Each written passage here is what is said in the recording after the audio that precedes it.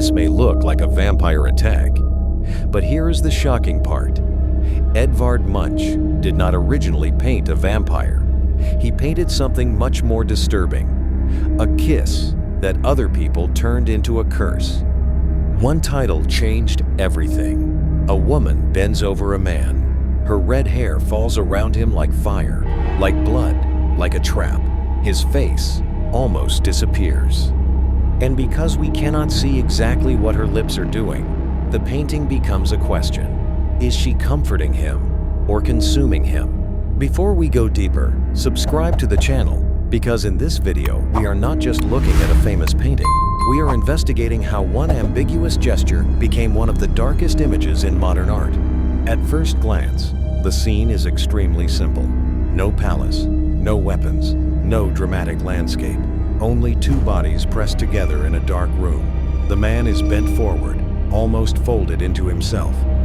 The woman holds him from above. Her face is hidden by her hair, and his face is reduced to a pale profile, as if his identity is already being erased. Munch removes almost everything except the emotional pressure. Now look at the hair. This is the real protagonist of the painting.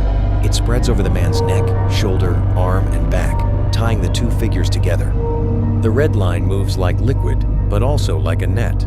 If you believe this is a kiss, the hair becomes a warm shelter. If you believe this is a vampire, the same hair becomes a living wound. And that is the genius of the image. Munch does not give us proof. He gives us tension. The woman's mouth is exactly where a vampire would bite, but the pose could also be intimate, protective, even sad. The man does not fight back. He gives in. The horror is not in violence. The horror is in uncertainty. When Munch first developed this motif in the 1890s, he called it Love and Pain. That title matters. It does not describe a monster. It describes a feeling. Munch was obsessed with emotions that cannot be separated: desire and fear, comfort and suffering, closeness and loss. Around the same time, he was creating works connected to what he later called the frieze of life, a cycle about love, anxiety, jealousy, sickness, and death. The turning point came in Berlin. Munch was moving among writers, artists, and bohemians, people fascinated by psychology, scandal, and the darker side of modern life. One of them, the Polish writer Stanisław Przybyszewski, saw this image and interpreted the woman as a vampire-like figure draining the man. The name stuck. And once the public began calling it vampire, the painting became almost impossible to see innocently again. This is the strange power of a title.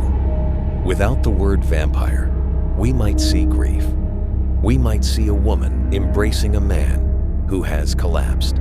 We might see exhaustion after love. But with that one word, every red strand of hair becomes suspicious. Every shadow becomes predatory. The kiss becomes a bite. Munch himself later seemed uneasy with the sensational reading. He suggested that the vampire idea was exaggerated, even almost a joke of the symbolist atmosphere around him. But by then, the image no longer belonged only to him. Viewers had chosen their monster.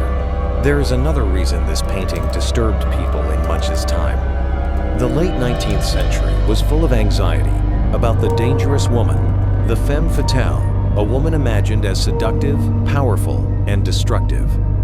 Red hair was often used in art and literature to signal that danger. In Vampire, the woman's hair does not simply frame her body, it dominates the man. It covers him. It almost replaces her arms as the force holding him down. But this reading can be too easy.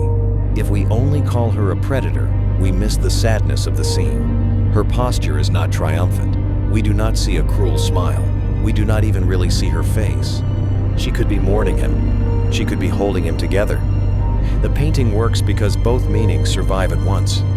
Love can feel like losing yourself. Look at the dark blue and black around them.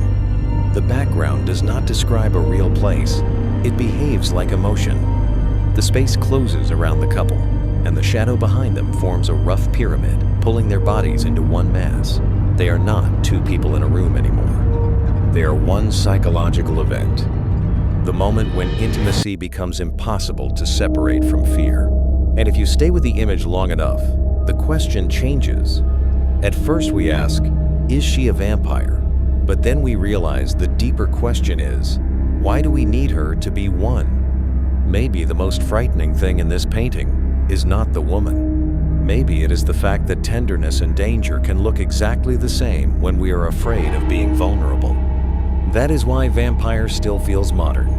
It scares us with a relationship we cannot read, a kiss that might heal, a kiss that might destroy, a man who may be loved or trapped or both, and a woman whose face is hidden so completely that every generation can project its own fear onto her. So now I want to ask you, what do you see here? A vampire draining a man's life? A lover comforting someone broken?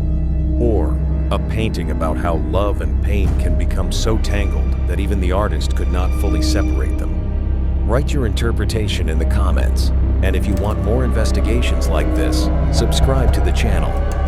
The next painting may look calm at first, but it will not stay that way for long.